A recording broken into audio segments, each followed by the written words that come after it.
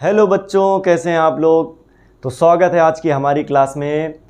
कोशिश कर हल निकलेगा, आज नहीं तो कल निकलेगा। आज जो थमा थमा सा है वही कल चल निकलेगा। कोशिश कर हल निकलेगा, आज नहीं तो कल निकलेगा। इसमें एक और लाइन हम लोग ऐड करते हैं कि पौधे को पानी दो, बंजर जमी से भी फल निकलेगा। आज नहीं तो कल निकलेगा। कोशिश कर हल निकलेगा, आज नहीं तो कल निकलेगा। तो बच्चों जल्दी जल्दी से हम आज की वीडियो में बता देते हैं कि हम लोग क्या पढ़ने वाले हैं। हम लोग कक्षा 12 के पहले चैप्टर वैद्युत आवेश तथा क्षेत्र के आंकिक प्रश्नों को हल करने वाले हैं। 3 अंकों और 5 अंकों यानी 3 नंबर और 5 नंबर के सवालों को आज हम इस वीडियो में सॉल्व करने वाले हैं। इससे पहले हम लोगों ने इसकी 2 वीडियो और बना रखी हैं। पहली वीडियो में हमने इसके बेसिक और फार्मूलों पे डिस्कशन किया हुआ है और दूसरी वीडियो में हमने 2-2 अंकों में पूछे गए विगत कुछ वर्षों में 5 बेहतरीन सवालों को आपके सामने लेकर के आए अपने बेहतरीन अंदाज में। तो उनको जाकर के आप देख लीजिए। तो आइए शुरू करते हैं आज की हम इस वीडियो को। और सबसे पहला सवाल हमारे बीच में दिया गया है जो 2018 और 2019 में 3 अंकों में पूछा जा चुका है। तो इस सवाल को हम लोग आराम से निपटाते हैं। सवाल हमसे क्या कहना चाहता है? हमसे सवाल कहना चाहता है कि हमारे पास एक वर्ग है, वर्ग के सभी कोनों पर जितने भी कोने हैं, 4 कोने होंगे, वर्ग के बारे में आप सब जानते हैं। 4 कोने हैं, चारों कोनों पर क्यू क्यू क्यू आवेश रखा हुआ है। इसकी प्रत्येक भुजा की लंबाई ए है। अब हमसे कह रहा है 3 कोनों पर आवेश रखा है, चौथे कोने पर जो आवेश है उस पर लगने वाले बल का मान बताइए। आइए और देखते हैं सवाल को बहुत आसान तरीके से। तो मेरे प्यारे बच्चों, हमारे पास एक ये वर्ग है और इस पर आवेश रखा है Q, इस पर आवेश रखा है Q, इस पर रखा है आवेश Q और इस पर भी रखा है आवेश Q। ये वाला Q इस पर बल लगाएगा, बल की डायरेक्शन नीचे की ओर क्यों होगी? यहाँ पर हमारे पास चार्ज रखा हुआ है Q। कोई भी आवेश किसी भी प्लस आवेश पर अगर बल लगाएगा, ये सब प्लस प्लस के होंगे, हमेशा प्लस वाला प्लस वाले पर जब आवेश लगाता है बल लगाता है प्लस आवेश प्लस वाले पर, तो हमेशा बाहर की ओर डायरेक्शन होती है। अगर यह माइनस का होता तो डायरेक्शन अंदर की ओर होती, क्योंकि माइनस में आकर्षण होता है, प्लस में विकर्षण होता है, रिपल्सन होता है। अब देखिए ये वाला हमारा फोर्स, अब इन सब के हम नाम दे देते हैं बच्चों। इस बिंदु का नाम हमने दे दिया A, इस बिंदु का नाम दे दिया B, इस बिंदु का नाम हमने दे दिया C और इस बिंदु का नाम हमने दे दिया D। तो बच्चों ये D पॉइंट है हमारा। अब ध्यान दीजिएगा आप लोग, इस पर C वाले ने बल लगाया, C वाले के द्वारा लगाया गया बल होगा FC। A वाला भी इस पर बल लगाएगा, इनको मिलाने वाली रेखा के अनुदिश। ये हमारा A वाले ने बल लगाया और इसका मान हो जाएगा FA। ऐसे ही हमारा B वाला भी बल लगाएगा, लेकिन वो लगाने से पहले मैं सवाल को समझा देता हूं, नहीं तो फिर आप फंस जाएंगे। जब कभी भी हमारा एक सदिश ऐसे हो, एक सदिश ऐसे हो, यानी इनके बीच में कोई एंगल हो, हालांकि हम लोगों के सौभाग्य से यहाँ पर एंगल 90 डिग्री है, तब हम इसमें बनाते हैं समांतर चतुर्भुज। बल एक सदिश राशि है और सदिश के सवालों को सदिश के नियमों से ही हल करते हैं। ये बिंदु हमें मिला, इसका रिजल्टेंट वेक्टर होगा ये, और इस रिजल्टेंट वेक्टर को हमने मान लिया वेक्टर F डैश। ये वेक्टर हमारा F डैश है। ये F डैश इसके और इसके दोनों के परिणाम यानी इन दोनों के रिजल्टेंट को बताएगा। साथ ही साथ ये Q वाला भी इस पर एक बल लगाएगा और ये दूरी वर्ग का विकर्ण है। बच्चों वर्ग का विकर्ण क्या होता है? आप लोग कभी डिस्कशन में आइए तो हम आपको सिखाते हैं। ये होता है √2a। ये देखिए हमारे पास भुजा है A, ये A, इसका स्क्वायर करेंगे a square 2a square, root लगाएंगे 2a स्क्वायर से a बाहर आ जाएगा, 2 अंदर फंस जाएगा, √2a। ये हमारी ये वाली भुजा की लंबाई है। इसकी लंबाई a, इसकी लंबाई a, इसकी लंबाई a, इसकी भी लंबाई a। अब यहाँ से हम लोगों ने ये वेक्टर निकाला हुआ है जिसका नाम है F डैश। साथ ही साथ इसमें एक और वेक्टर बन रहा है और जिस वेक्टर का नाम है F, और ये कौन सा पार्ट है? B। तो इस वाली लाइन पर यानी इस बिंदु पर 2 बल लग रहे हैं, एक लग रहा है F डैश और एक लग रहा है FB। F डैश वेक्टर और FB वेक्टर दोनों एक ही दिशा में है तो दोनों जुड़ जाएंगे। तो हमारा जो मेन मकसद है, देखिए हमारे पास ये वेक्टर था FA और FC।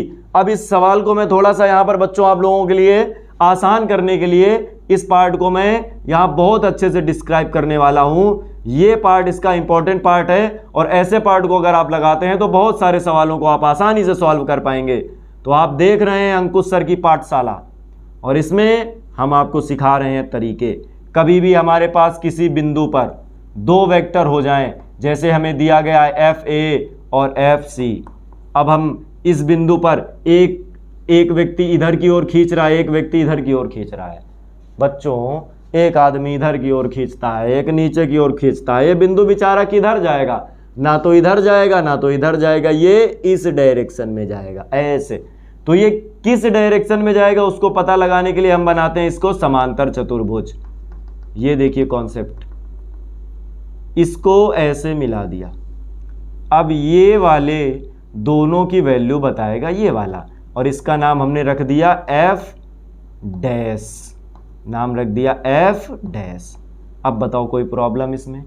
दूसरी चीज, इसी D बिंदु पर एक फोर्स और लग रहा है जो इधर की ओर ऐसे लग रहा है, बिल्कुल सेम डायरेक्शन पे, और उस फोर्स का नाम है FB। FB, ये इतना फोर्स FB है, ये हमारा F डैश है। दोनों फोर्सों का मान निकाल लेंगे। कभी भी हमारा कोई बिंदु हम ले लें, इस पर एक बल इधर लग रहा है, दूसरा फिर इसी पर लग रहा है। जैसे ये हमारा वेक्टर A हो जाए, ये वेक्टर B, ये वेक्टर B है, ये वेक्टर A है। तब इस पर जो टोटल रिजल्टेंट आएगा वेक्टर R, वो दोनों को जोड़ने पे आएगा, vector A plus vector B। अगर हमारे पास एक वेक्टर इधर हो जाए और एक वेक्टर इधर हो जाए, ये वेक्टर हो जाए हमारा वेक्टर A और ये हो जाए वेक्टर B, तब हम इनका रिजल्टेंट जो निकालेंगे यार, वो इन दोनों के अंतर से, डिफरेंस से निकल करके आएगा। जो बड़ा होगा उसको पहले, जो छोटा होगा वो बाद में रख देंगे, और इनके मैग्नीट्यूड को रख करके हम वैल्यू को निकाल सकते हैं।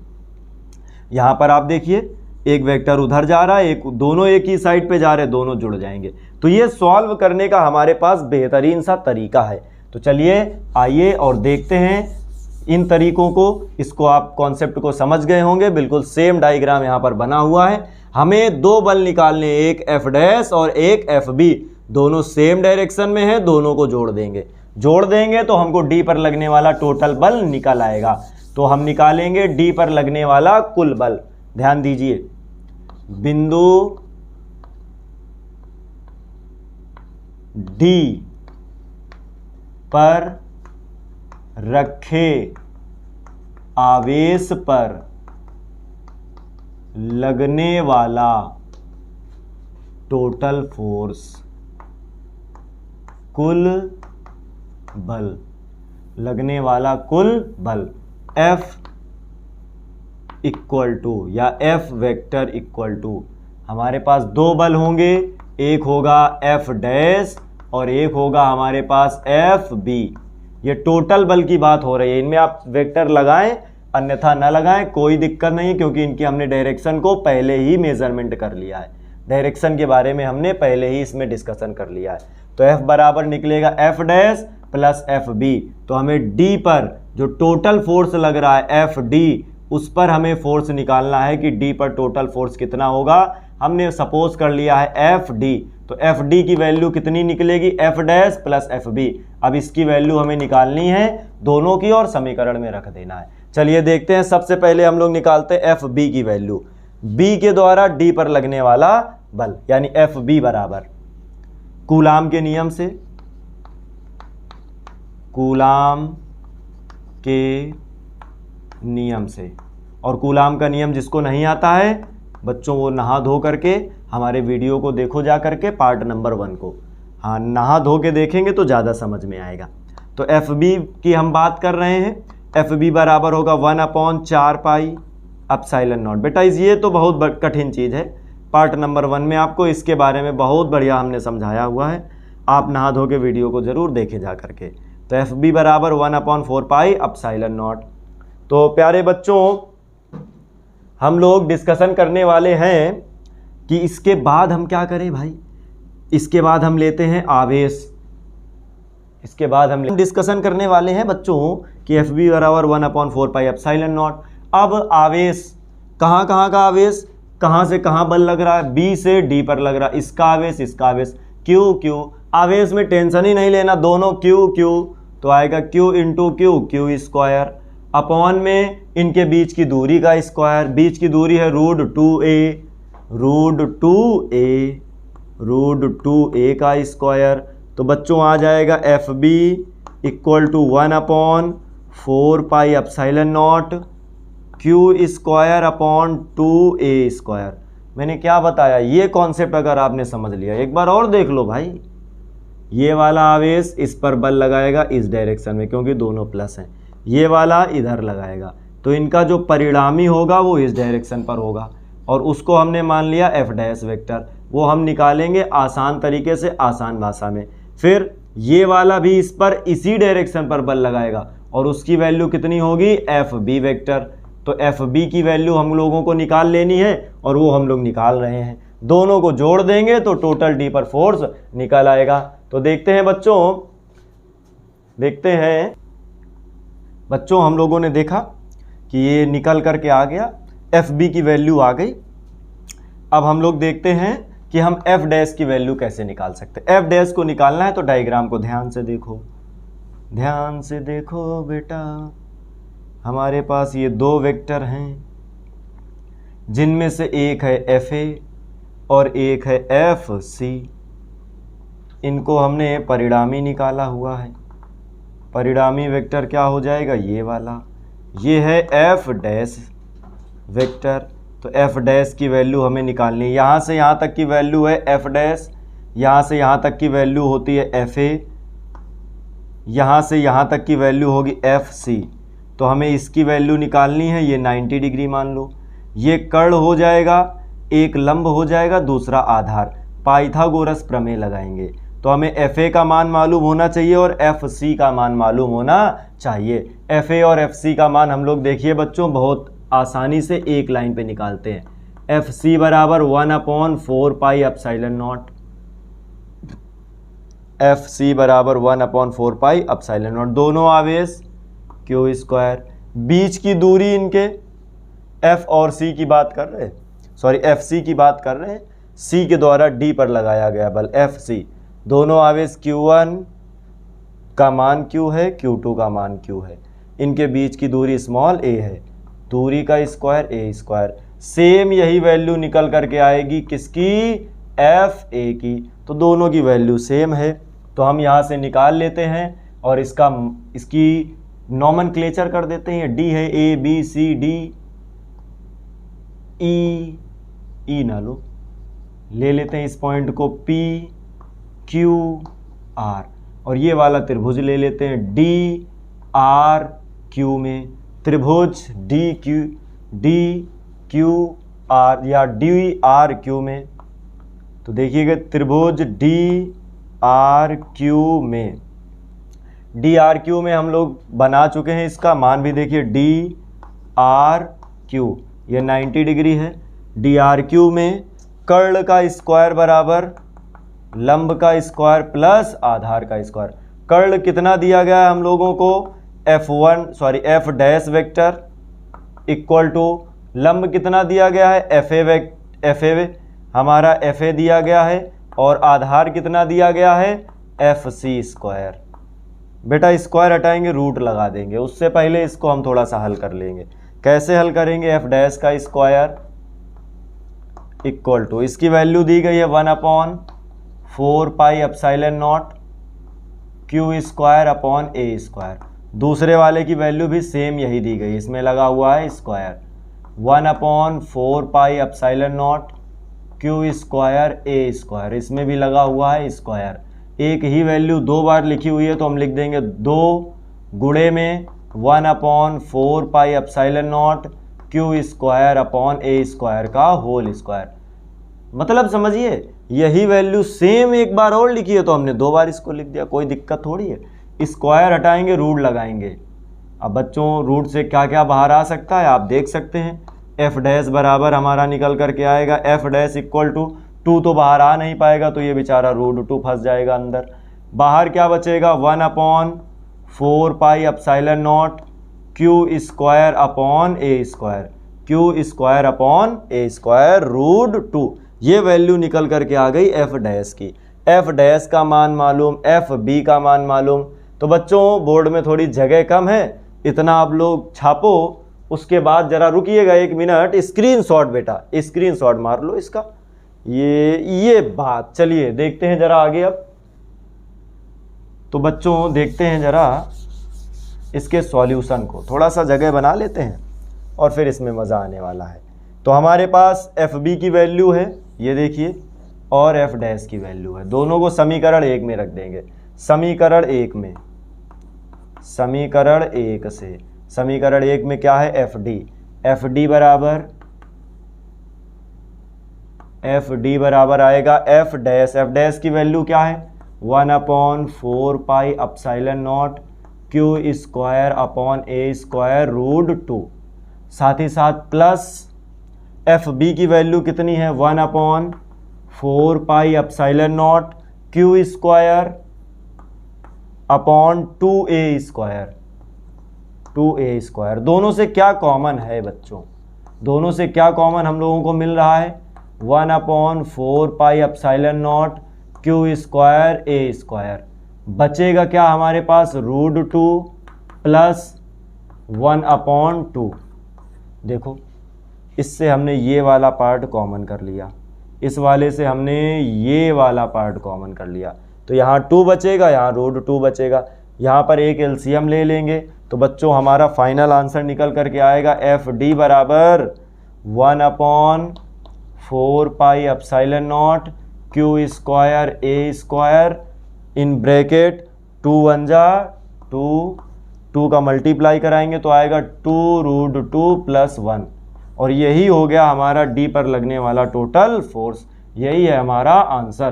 तो कमेंट करें ये सवाल कैसा लगा। क्या ये सवाल बिल्कुल आसान है? एनसीईआरटी का हर एक सवाल बिल्कुल आसान होता है, बस कॉन्सेप्ट पे मेहनत करने की आवश्यकता है। तो बच्चों कैसा लगा ये सवाल? आइए देखते हैं एक और मजेदार सवाल। स्क्रीनशॉट ले लो बच्चों, स्क्रीनशॉट। चलिए देखते हैं अगला सवाल। बच्चों एक और सवाल, और बहुत ही बेहतरीन सवाल, और ये 3 नंबर में पूछा गया सवाल है हमारे बीच में। और हमसे क्या कह रहा, 2018 और 2022 में ये क्वेश्चन पूछा गया। कह रहा 2 बिंदु आवेश 9Q और E, ध्यान दीजिएगा 9E होगा बच्चों, यहां पर 9E एवं प्लस E एक दूसरे से 16 सेंटीमीटर की दूरी पर स्थित हैं। इनके बीच एक आवेश Q कहाँ रखा जाए कि वह संतुलन में हो जाए। संतुलन का मतलब समझाता हूं, और बेटा ध्यान देते जाएंगे हम लोग। फिजिक्स एक विषय नहीं है, यह एक संघर्ष है। कर सको तो पढ़ो। चलिए आगे देखते हैं। इनके बीच में एक आवेश Q कहाँ रखा जाए कि वह संतुलन में हो। अगर वह संतुलन में हो, कहाँ पर रखें? एक हमारे पास 2 बिंदु आवेश हैं, 2 बिंदु आवेश हमने ले लिए, ये 2 बिंदु आवेश हैं। एक पर 9E आवेश है प्लस का, और एक पर प्लस का E आवेश है। अब हमसे कह रहा है एक आवेश Q को, इनके बीच एक आवेश Q को कहाँ रखा जाए कि वह संतुलन में हो। संतुलन का मतलब वह है कि ना वो इधर जाए ना वो इधर जाए। तो देखिए 9E की तरफ अगर हम यहाँ कोई आवेश रख दें, सवाल को समझने का प्रयास करने से ज़्यादा इम्पोर्टेंट है समझना। आवेश को हम 3 जगह पर रख सकते हैं। एक हम 9E के इधर रख सकते हैं, एक हम E के इधर रख सकते हैं, या फिर हम दोनों के बीच में रख सकते हैं। तो हमारे पास 3 स्थितियां हैं। हम पहले यहाँ पर रखते हैं। यहाँ पर ये वाला ज़्यादा बल लगाएगा और ये भी प्रतिकर्षण का बल लगाएगा। अब ये भी धक्का मारेगा, ये भी धक्का मारेगा, बेचारा लुढ़क के इधर पहुँच जाएगा, तो ये गलत बात हो जाएगी ना। चलिए फिर इस वाले आवेश को Q को बेचारे को हमने यहाँ नहीं रखा, नहीं मारा, बहुत जाएगा, इधर रख दिया। जैसे इधर रखेंगे ये प्लस का, ये इसको तुरंत धक्का मारेगा इधर, और ये वाला भी इसको धक्का मारेगा, बेचारे को लात मार के पाकिस्तान की तरफ भेज देंगे। तो हम आवेश Q को ना तो इधर रख सकते हैं ना तो इधर रख सकते हैं। एक बिंदु हमने A ले लिया, एक बिंदु हमने B ले लिया। अब हम इसको इसके बीच में रखते हैं। हमने बीच में रखा, जैसे बीच में रखा, ये 9E ज़्यादा ताकतवर, ये थोड़ा सा ताकतवर। इसने थोड़ा धक्का मारा, इसने ज़्यादा धक्का मारा, ये इधर भाग गया। बीच में नहीं रख सकते बेटा, बीच में नहीं रख सकते तो क्या इधर रख सकते हैं? यहाँ रखेंगे, ये दूर हो जाएगा। अब दूर होने पर ये कम धक्का मारेगा और ये वाला थोड़ा पास होने की वजह से ज़्यादा धक्का मारेगा। तो हो सकता है इस बिंदु पर ये बैलेंस हो जाए, ना तो इधर जाए ना तो इधर जाए। तो ये हो गया Q। Q को हम कहाँ रखेंगे? 9E आवेश से x दूरी पर। 9E आवेश से x दूरी पर। इनके बीच की दूरी है 16 सेंटीमीटर, तो इस दूरी को हम ले लेंगे x सेंटीमीटर। तो x सेंटीमीटर की दूरी पर हमने इसको रख दिया और मान लिया कि यहाँ पर संतुलित है, क्योंकि ये दूर है कम धक्का लगा पाएगा, ये पास है ज़्यादा धक्का लगाएगा। ये बड़ा है तो धक्का थोड़ा बड़ा होगा, ये छोटा है धक्का थोड़ा कम होगा, तो बैलेंस एक बन जाएगा। और उस बैलेंस की वजह से ना तो ये इधर जाएगा ना तो इधर जाएगा। तो सवाल में हम सॉल्यूशन में आते हैं और सॉल्यूशन में हम लोग क्या लिखेंगे अपने हल में बच्चों हम लोग बस यही बात लिखेंगे कि Q को कहाँ रखा जाए। तो हम लिखेंगे Q को 9E व E के बीच में 9E आवेश से x सेंटीमीटर की दूरी पर रखा जाए। तो जैसा आप सवाल में देख रहे हैं वही से लाइन हमने निकाली और रख दी। जैसे ही रखा जाएगा तो वह संतुलन में आ जाएगा। तो वह संतुलन में आ जाएगा, वह संतुलन में आसानी से आ जाएगा। तो बच्चों आप देख रहे हैं सवाल, लगातार हमारे वीडियो को देखते रहिए। तो चलिए आगे देखते हैं। तो बच्चों देखते हैं जरा, इनके बीच में हमने रख दिया है। अब बेटा ये आवेश है, ये भी आवेश है, ये इस पर बल लगाएगा, ये इस पर बल लगाएगा, इसके द्वारा लगाया गया बल इधर जाएगा। इसका नाम हमने ए पॉइंट रखा है तो इस बल का नाम रख दिया FA। ये भी बल लगाएगा, इधर की ओर लगाएगा, इसका नाम रख दिया FB। अगर ये संतुलन में है तो FA का मान FB के बराबर, जितना ये धक्का मारेगा उतना ये धक्का मारेगा, तो FA का मान FB के बराबर हो जाएगा। अगर संतुलन में आ जाए तो FA बराबर FB। कूलाम के नियम से, कूलाम का नियम बेटा हम सभी लोगों ने पढ़ा हुआ है। कूलाम के नियम से, और कूलाम का नियम होता है F बराबर 1/4 pi epsilon not Q1 Q2 upon R square. ये होता है कूलाम का नियम। अप्लाई करते हैं ए वाले के लिए। ए वाले का मतलब है ये वाला इस पर कितना बल लगाएगा। ये वैल्यू Q1 की, ये वैल्यू Q2 की, इनके बीच की दूरी है x और टोटल दूरी थी 16। टोटल दूरी कितनी थी? 16। तो यहाँ से ये दूरी कितनी बचेगी? 16 माइनस x। सेंटीमीटर में है, किस में आएगी ये? सेंटीमीटर में। तो B से Q तक की जो दूरी है, या इस पॉइंट को C मान लें, तो B से C की दूरी आएगी 16 माइनस x। A से C तक की दूरी x। फॉर्मूला लगाते हैं और फॉर्मूला लगा करके हम FA और FB का मान निकालते हैं। तो बच्चों FA बराबर क्या होगा? FA बराबर कांस्टेंट यही हमेशा आता है 1/4 पाई एप्सिलॉन नॉट। Q1 की वैल्यू है 9E, मल्टीप्लाई में इस पर बल लग रहा है तो Q अपॉन में इनके बीच की दूरी x स्क्वायर। अगर हम FB की बात कर लें तो FB हो जाएगा 1/4 पाई एप्सिलॉन नॉट। ये चार्ज है हमारे पास E, दूसरा वाला है Q और बीच की दूरी है 16 माइनस x का होल स्क्वायर। दोनों वैल्यू उठा करके हम सेटअप कर देते हैं। पहला वाला हमारे पास पार्ट है 1/4 pi epsilon naught 9QE upon में X square equal to F B की वैल्यू हमें दे रहा है 1/4 pi epsilon naught Q E upon 16 minus X का होल स्क्वायर।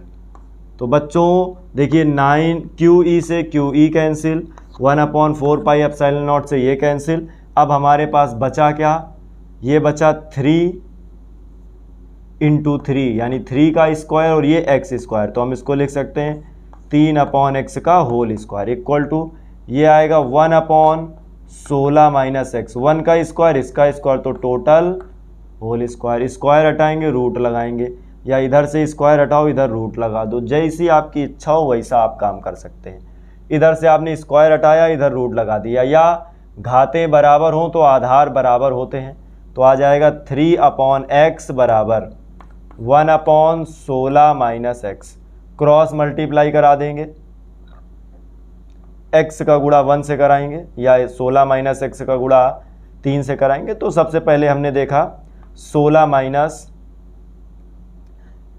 x का मल्टीप्लाई हमने 1 से कराया तो वह x आएगा, इसका मल्टीप्लाई 3 से कराएंगे 16 × 48 माइनस 3 का गुणा x से कराएंगे तो 3x, ये 3x माइनस का इधर आएगा प्लस का हो जाएगा, तो आएगा x प्लस 3x बराबर 48। बच्चों आगे देखते हैं, तो हमारे पास आया 1x और 3x मिलकर के बनाएंगे 4x, 4x बराबर 48। तो बच्चों x बराबर 48 4 बटे में चला जाएगा, 4 × 4, 4 दूनी 8, तो x बराबर निकला 12 सेंटीमीटर। तो अगर हम यहाँ से 12 सेंटीमीटर पर आवेश को रख दें Q को, तो इस पर लगने वाला ये बल और ये बल दोनों बराबर हो जाएंगे। तो बच्चों इसका स्क्रीनशॉट आप लोग लेना चाहते होंगे, ले लीजिए, बढ़िया सवाल है। चलिए अगला सवाल हम लोगों के बीच में देखते हैं अगले सवाल को। तो माय डेंजर स्टूडेंट्स, हमारे बीच में एक और सवाल है, और ये सवाल हमसे क्या कहना चाहता है, हमसे कह रहा वैद्युत द्विध्रुव तथा द्विध्रुव आघूर्ण को परिभाषित कीजिए। वैद्युत द्विध्रुव क्या होता है, एक ऐसा निकाय होता है जिसमें दो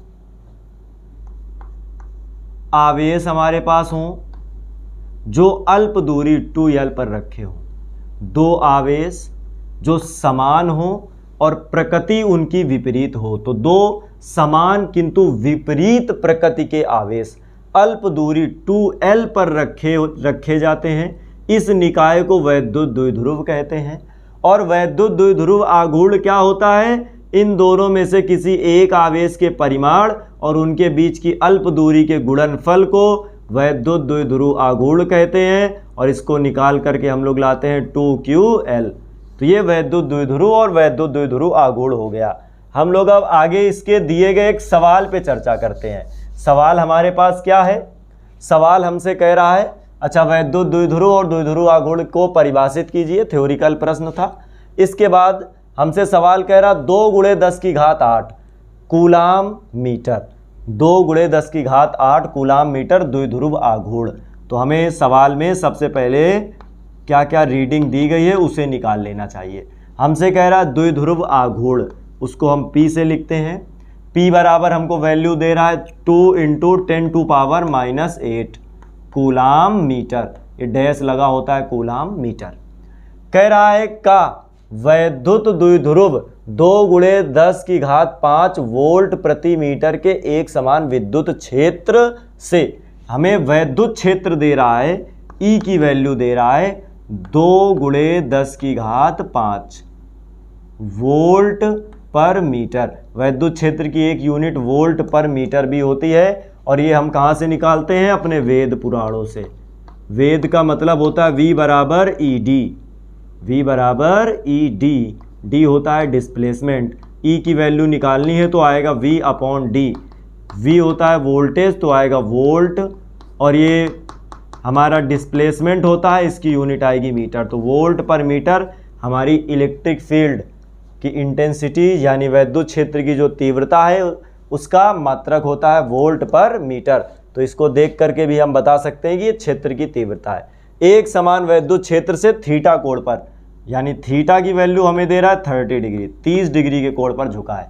द्विध्रुव की स्थितिज ऊर्जा U का मान एवं इस पर कार्यरत बल युग्म का आघूर्ण टॉर्क का मान बताइए। दोनों की वैल्यू हम बहुत आसानी से निकालते हैं। सबसे पहले हम निकालते हैं U की वैल्यू। U इक्वल टू होता है माइनस का PE कॉस थीटा, माइनस का P की वैल्यू दे रहा है 2 गुणे 10 की घात -8। E की वैल्यू हम लोगों को दे रहा है 2 गुणे 10 की घात 5। जो बच्चे मैथमेटिक्स नहीं लिए हैं वो ज़्यादा ध्यान से देखेंगे। Cos theta into cos theta की वैल्यू है 30। एक स्टेप और सॉल्व करते हैं इसको।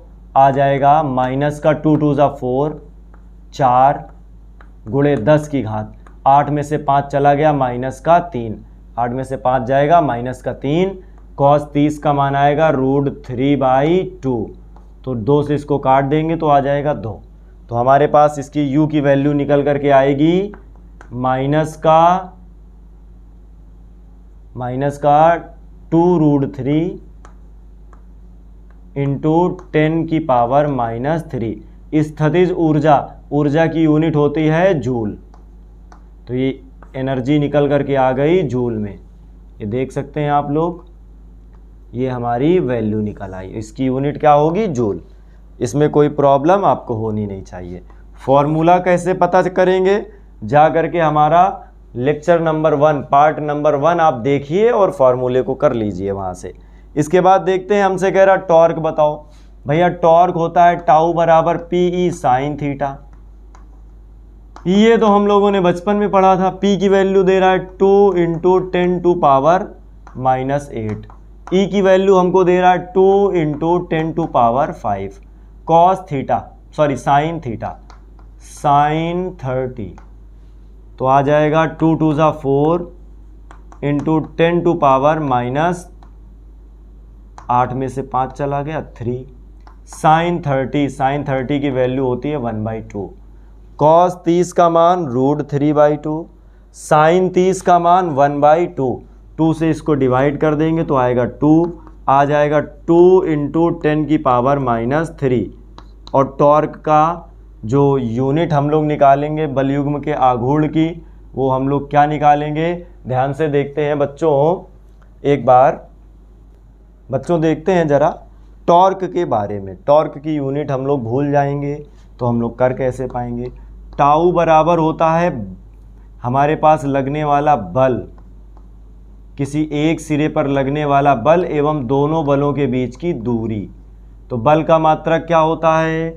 बल के 2 मात्रक होते हैं, एक होता है न्यूटन और एक होता है डाइन।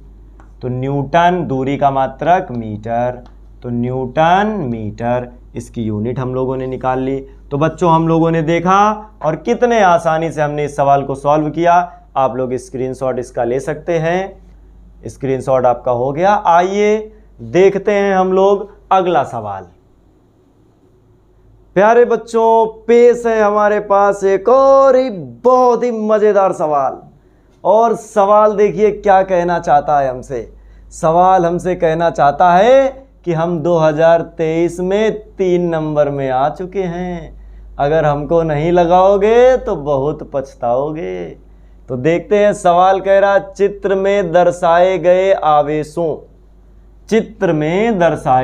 आवेशों के निकाय की कुल वैद्युत स्थितिज ऊर्जा ज्ञात कीजिए। वैद्युत स्थितिज ऊर्जा अगर हम 2 आवेशों के बीच की निकालें, ये हमारे पास आवेश है Q1 और इसका बड़ा भाई Q2 और इनके बीच की छोटी बहन स्मॉल r जिसका नाम होता है दूरी।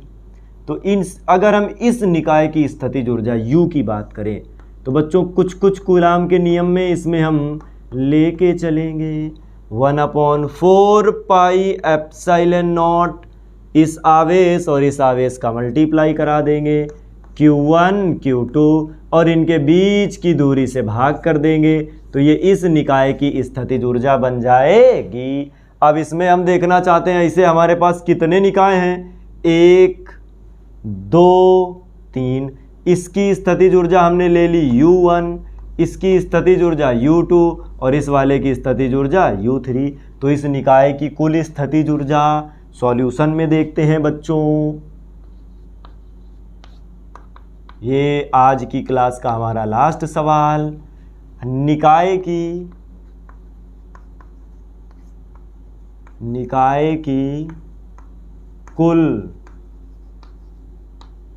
स्थितिज ऊर्जा। सवाल को समझना है तो इस पार्ट को समझना पड़ेगा।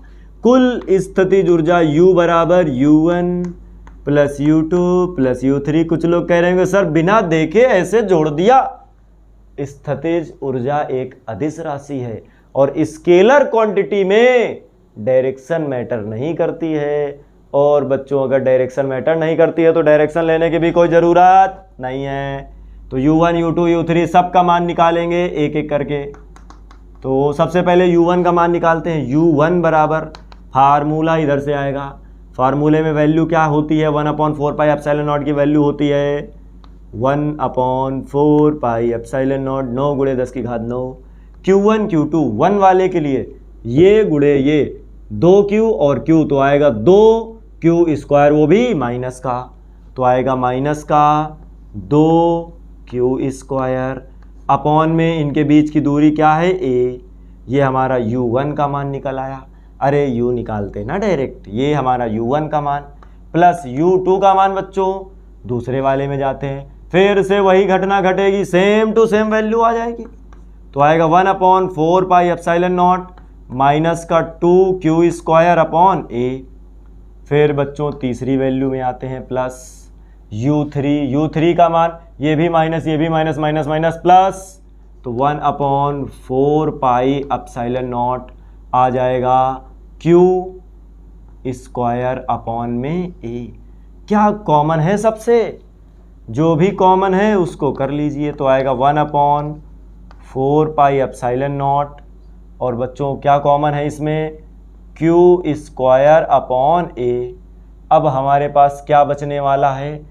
अब हमारे पास बचने वाला है यहाँ से माइनस का 2, यहाँ से माइनस का 2 और यहाँ से बचने वाला है प्लस का 1। 2 और 2 4, 4 में 1 से 1 चला गया, माइनस का 3। तो आएगा माइनस का 1/4 pi epsilon not Q square upon A square. और ये हमारे पास अभी यहाँ माइनस नहीं लेते हैं, हमारे पास बचेगा -2 माइनस का 4 प्लस 1 माइनस का 3। तो आ जाएगा 1/4 पाई एप्सिलॉन नॉट माइनस का 3Q square upon A square. ये निकल करके आ गई हमारी टोटल स्थितिज ऊर्जा। तो बच्चों आज के इस सवाल में हम लोगों ने देखा कि किस प्रकार से हम इन सवालों को कर रहे हैं सॉल्व। बच्चों इसमें थोड़ा सा एक ध्यान देंगे, एक पार्ट हम लोगों से, ये स्क्वायर नहीं होगा मुन्ना लोगों, क्योंकि स्क्वायर इसमें आता नहीं है तो आ ही नहीं सकता है। Q square upon A, Q square upon A ये आएगा माइनस का 3Q स्क्वायर अपॉन में स्मॉल a है, ये स्मॉल a। ये तो देखा हम लोगों ने कि कितने आसानी से हमने इस 3 नंबर के सवाल को सॉल्व कर लिया। ऐसे ही मज़ेदार न्यूमेरिकल के लिए, मज़ेदार फिजिक्स के लिए आगे आने वाले समय में हम लोग फिजिक्स के क्लासरूम लेक्चर लेकर के आएंगे, जिसमें हम लोग फिजिक्स की एक एक बारीकियों पे डिस्कशन करेंगे, मज़ेदार बिंदुओं पे डिस्कशन करेंगे और हम लोग सीखेंगे कि ये विदेशी फिजिक्स हम देसी भाषा में कैसे पढ़ सकते हैं। तो ऐसी ही मज़ेदार जानकारियों के लिए हमारे चैनल को सब्सक्राइब करें, चैनल को जितना भी आप ज़्यादा से ज़्यादा हो सके शेयर करें, वीडियोस को लाइक करें, वीडियोस में कमेंट करें। यही आप लोगों का गुरु दक्षिणा होगा। तो बच्चों आज की वीडियो में इतना ही। अगली वीडियो में हम लोग यानी अपने अगले एपिसोड में हम लोग 5-5 अंकों के बहुत ही बेहतरीन सवालों को लेकर के आपके बीच में आएंगे और उन सभी सवालों का विश्लेषण हम लोग इसी तरीके से पॉइंट टू पॉइंट करते रहेंगे। और धीरे धीरे, अभी बोर्ड एग्जाम में काफ़ी समय है, धीरे धीरे बोर्ड एग्जाम तक हम लोग सभी चैप्टर्स के फॉर्मूलों के बेसिक्स और कुछ महत्वपूर्ण सवाल। केवल इन्हीं क्वेश्चंस को आप लगा लेने से बोर्ड में 95 प्लस स्कोर कर जाएंगे, क्योंकि आपका न्यूमेरिकल पार्ट कमजोर है और उसको अब बनाएंगे हम मजबूत। तो बच्चों इस सवाल का स्क्रीनशॉट ले लें। अगली वीडियो तक के लिए टाटा बाय बाय। खुश रहें आप लोग, मज़ा करते रहें। बहुत बहुत धन्यवाद हमारे वीडियो को देखने के लिए।